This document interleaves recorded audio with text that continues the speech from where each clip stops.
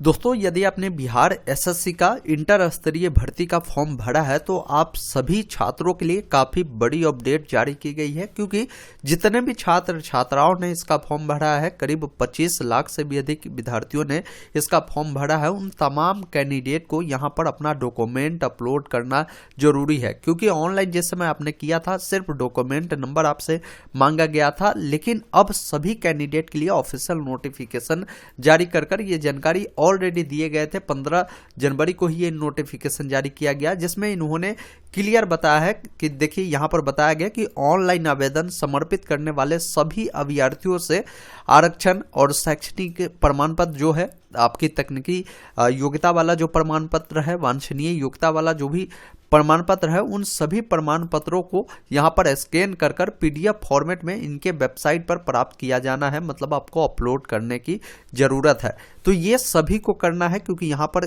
Clear इन्होंने लिखा है कि सभी अभ्यर्थियों को जिन्होंने ऑनलाइन आवेदन किया है तो हर हाल में आपको अपना डॉक्यूमेंट को अपलोड कर देना है।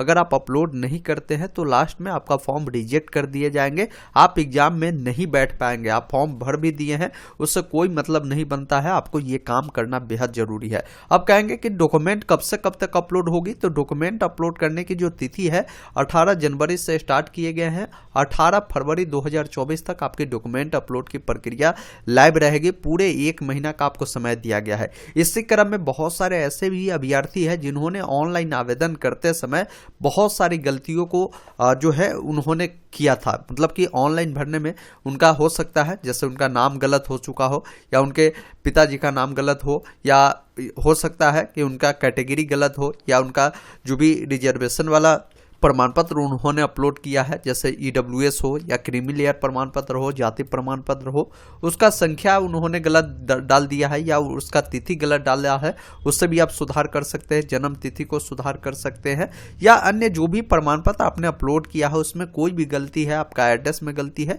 इन तमाम जानकारियों को ऑनलाइन आप सुधार कर सकते हैं। इसका भी डेट 18 जनवरी से 18 फरवरी 2024 तक रखे गए हैं।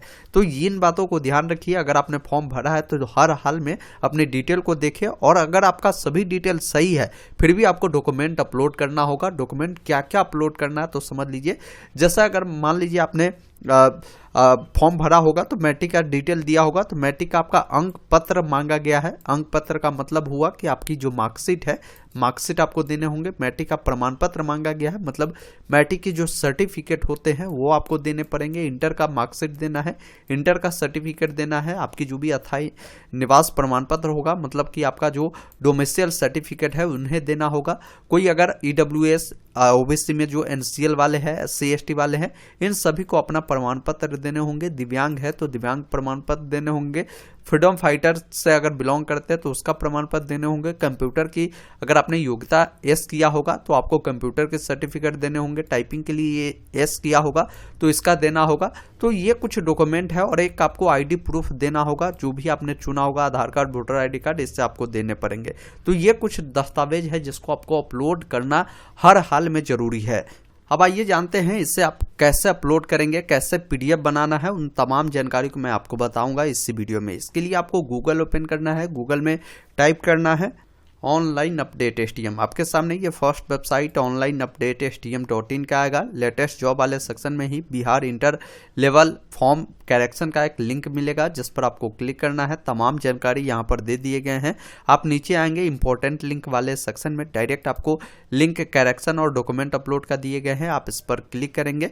यहाँ पर आने के बाद एक ऑप्शन आपको मिलता है क्लिक हेयर फॉर लॉगिन का, जिस पर आपको क्लिक करना है। यहाँ पर आपको अपना registration number, password, captcha code को डालना है, लॉगिन करना है। अगर मान लीजिए आपको रजिस्ट्रेशन नंबर नहीं पता है, यहाँ से जो रजिस्ट्रेशन नंबर है फॉरगेट वाले विकल्प पर क्लिक करें, अपना मोबाइल नंबर, ईमेल आईडी को डालें, डेट ऑफ बर्थ डालें, कैप्चा कोड को डालें, सबमिट करें। यहाँ से आपकी जो डिटेल है आपको पता चल जाएगा आपका क्या रजिस्ट्रेशन नंबर है। फिर अपनी डिटेल को डालकर लॉगिन करेंगे।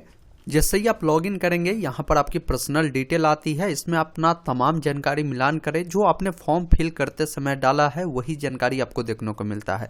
कहीं भी कोई गलती है तो इसे एडिट करने के लिए ऊपर में ही एक ऑप्शन आपको दिए गए हैं click here for preview and edit your detail का, जिस पर क्लिक करने के बाद जैसे आपका जो नाम होगा आपका ऊपर में देखने को मिलेगा जो ऑनलाइन आवेदन करते समय डाला है। अगर नाम में कोई गलती है तो यहाँ पर आपको यस करना है, जो सही नाम है वो आप डालेंगे। जो फॉर्म भरते समय पिताजी का नाम डाला है वो देखने को मिलेगा। अगर इसमें कुछ गलती है तो यहाँ पर यस करेंगे और सही नाम डालेंगे। अगर सही है, जिसमें आपको सुधार करना है उसी में यस करना है, जिसमें नहीं करना है आप नो कर सकते हैं, बाकी उसमें कोई छेड़छाड़ आपको नहीं करना है। तो इस प्रकार अच्छे ढंग से जानकारी को पहले आपको मिलान कर लेना है। इसी अनुसार अगर आपने आधार नंबर में कोई गलती किया है उसको भी आप सुधार कर सकते हैं। आपके एड्रेस में कोई भी सुधार करना है उससे आप सुधार कर सकते हैं। सुधार करने के बाद एक ऑप्शन नीचे में आपको मिलता है सबमिट का, जिस पर आपको क्लिक करना है। इस प्रकार आपका जो पर्सनल डिटेल है वो सफलतापूर्वक अपडेट हो जाएगा। इस प्रकार एक मैसेज आ जाएगा। उसके बाद नीचे आना है, चेक बॉक्स पर टिक करना है, सेव एंड नेक्स्ट वाले विकल्प पर आपको क्लिक करना है। अब आपके सामने क्वालिफिकेशन डिटेल आएगी। क्वालिफिकेशन डिटेल में आपने जो भी फिल किया होगा उसकी जानकारी एक बार अच्छे से मिलान करेंगे। टेक्निकल स्किल में जैसे जिन्होंने अगर टाइपिंग का सर्टिफिकेट दिया होगा उसके बारे में बताया होगा कि एस किया होगा तो उनका ये डिटेल देखने को मिलेगा। और टाइपिंग के जुड़ा जो भी सर्टिफिकेट है, जैसे आपका हिंदी इंग्लिश टाइपिंग अगर आपने यहाँ पर दिया होगा तो वो देखने को मिलेगा। DCA का अगर आपने दिया होगा कंप्यूटर का सर्टिफिकेट उसकी जानकारी मिलेगी। नहीं दिया है तो वो आपको अपलोड करने की ज़रूरत नहीं है। जो अगर दिया है तो यहाँ पर देखने को मिलेगा।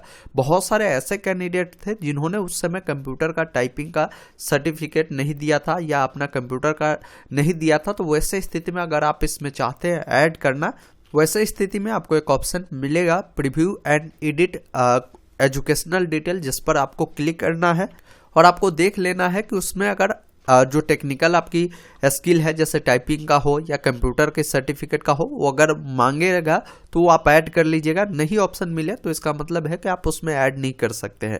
ऐड करने का आपको ऑप्शन मिल जाएगा, आप देख लीजिएगा, इस पर क्लिक कर लीजिएगा। उसके बाद एक ऑप्शन मिलेगा यहाँ पर चेक बॉक्स पर टिक करने का, इस पर टिक करेंगे। एक ऑप्शन मिलेगा सेव एंड नेक्स्ट का, जिस पर क्लिक करेंगे। ध्यान रखेंगे जो डिटेल आपने दिया है एक बार जरूर अपने सर्टिफिकेट से मिलान करें, जैसे पासिंग ईयर आपका सही है या नहीं है, साथ ही साथ आपने सर्टिफिकेट नंबर दिया वो सही है या नहीं है, क्योंकि यही सर्टिफिकेट जब आपकी डॉक्यूमेंट वेरिफिकेशन होती है उसमें देखा जाएगा, फिर गलत पाया जाएगा, आपका सिलेक्शन नहीं हो पाएगा। इसलिए एक बार अच्छे से मिलान करें, क्योंकि आपको मौका दिया गया है तो ये मौका गवाए नहीं। जैसे ही आप सभी डिटेल को डालकर यहाँ से सेव एंड नेक्स्ट पर क्लिक करेंगे, अब आपको अगले पेज में रिडायरेक्ट करेगा, जहां पर देखेंगे आपको सर्टिफिकेट अपलोड करने के बारे में बोला गया है। तो बहुत सारे स्टूडेंट का कोई भी डिटेल गलत नहीं है, तो डायरेक्ट आप सभी पर सेव एंड नेक्स्ट कर डायरेक्ट डॉक्यूमेंट अपलोड वाले सेक्शन में आ जाइएगा। और यहाँ से सबसे पहला काम करना है कि 10th का जो मार्कशीट आपका होगा उससे अपलोड करना है। इसका जो फॉर्मेट होगा ये PDF फाइल में होगा, 50 KB से लेकर 1 MB में होगा। तो इससे PDF कैसे बनाएंगे, तो गूगल में आपको लिखना है कन्वर्ट JPG टू PDF। जैसे ही आप इतना लिखेंगे फर्स्ट वेबसाइट आएगा, इसको ओपन कर लीजिएगा और अपने मोबाइल से एक अच्छी क्वालिटी में क्या करना है, फोटो आपको क्लिक कर लेना है। क्लिक करने के बाद उस फोटो को क्या करना है, इस वेबसाइट को ओपन करने के बाद एक ऑप्शन मिलेगा सिलेक्ट JPG फोटो, जो क्लिक किया है उस फोटो को यहाँ से टिक ऐसा सेलेक्ट कर लीजिएगा। और एक ऑप्शन मिलेगा यहाँ पर कन्वर्ट टू PDF का, जिस पर आपको क्लिक करना है। इस प्रकार जो आपका मार्कशीट होगा वो PDF में बन चुका है। आप सिंपली डाउनलोड PDF पर क्लिक करेंगे, ये डाउनलोड हो चुका है, इस प्रकार आपको देखने को मिलेगा। उससे आप यहाँ पर अपलोड करेंगे। इसी अकॉर्डिंग आपका 10th का जो सर्टिफिकेट है वो मांगा गया है। देखिए मार्कशीट और सर्टिफिकेट में अंतर होता है।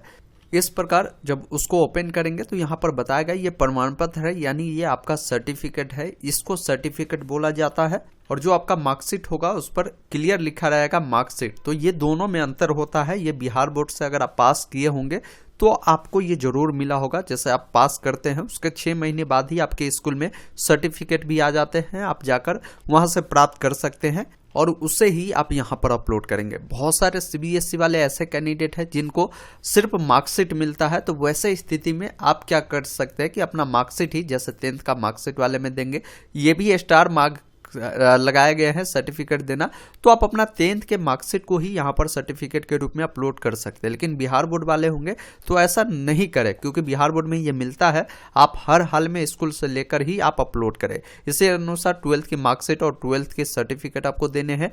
आपके पास जो भी ID कार्ड हो, जो आपने वहां पर चुना होगा, आधार कार्ड चुना होगा तो आधार कार्ड को यहाँ पर अपलोड कर दे। आपका जो भी डोमिसाइल सर्टिफिकेट है उससे आपको अपलोड करना है। एनसीएल सर्टिफिकेट जो भी होगा उससे आपको अपलोड करना है पीडीएफ फॉर्मेट में, जो कि हमने आपको बनाना भी बता दिया। कंप्यूटर कोर्स की अगर डिटेल आपने एस किया होगा तो कंप्यूटर का सर्टिफिकेट आपको देना है। अगर हिंदी टाइपिंग एस किया होगा तो हिंदी टाइपिंग का सर्टिफिकेट देना होगा। इंग्लिश टाइपिंग सर्टिफिकेट एस किया होगा तो उससे देना है। उसके बाद एक ऑप्शन मिलेगा सबमिट का, जिस पर क्लिक करना है। इस प्रकार देखेंगे आपका जो डॉक्यूमेंट है सफलतापूर्वक अपलोड हो चुका है। आप जो डॉक्यूमेंट अपलोड किए हैं उससे एक बार जरूर यहां से देखिए ऑप्शन मिलता है प्रीव्यू करने का, डॉक्यूमेंट को प्रीव्यू कर ले। कहीं भी कोई डॉक्यूमेंट अगर गलत अपलोड अभी हो चुका है आपसे, आप यहां से री अपलोड सर्टिफिकेट पे क्लिक कर दोबारा से डॉक्यूमेंट को आप अपलोड करें। अगर सभी डॉक्यूमेंट अगर आपका सही पाया जाता है तो इस चेकबॉक्स पे टिक करें। एक ऑप्शन मिलेगा फाइनल सबमिट का, जिस पर क्लिक करें। यहाँ पर पूछेगा कि आप श्योर है, आप सबमिट करना चाहते हैं, ओके वाले विकल्प पर क्लिक करें। इस प्रकार देखेंगे आपका जो रजिस्ट्रेशन नंबर है, फॉर्म आईडी है देखने को मिलेगा, पासवर्ड देखने को मिलेगा। नीचे आकर जो भी आपने इसे अपडेट किया है उसका भी एप्लीकेशन का प्रिंट आप ले सकते हैं। साथ ही साथ यहाँ पर देखेंगे ओल्ड जो प्रिंट है वो ले सकते हैं और अपना पेमेंट स्लिप का प्रिंट ले सकते हैं। उसके बाद यहाँ से आप लॉग आउट हो सकते हैं। इस प्रकार आप सभी कैंडिडेट जिन्होंने बिहार एसएससी का फॉर्म भरा है तो अपना फॉर्म को जो है अपडेट जरूर करें। जो डॉक्यूमेंट आपसे मांगे गए हैं अपलोड करना सभी के लिए जरूरी है। नहीं करेंगे तो आगे चलकर आपका एडमिट कार्ड भी नहीं आएंगे और आप एग्जाम में भी नहीं बैठ पाएंगे। वीडियो को अपने दोस्तों के साथ शेयर जरूर कर दीजिएगा, क्योंकि काफ़ी सारे कैंडिडेट ऐसे होंगे जो डॉक्यूमेंट अपलोड नहीं कर पाएंगे। उनको लगेगा कि फॉर्म हमने भर दिया है, मेरा काम हो चुका है, तो इसमें कुछ बदलाव हुए हैं जिसके बारे में उससे भी जानकारी समझ में आ पाए। धन्यवाद।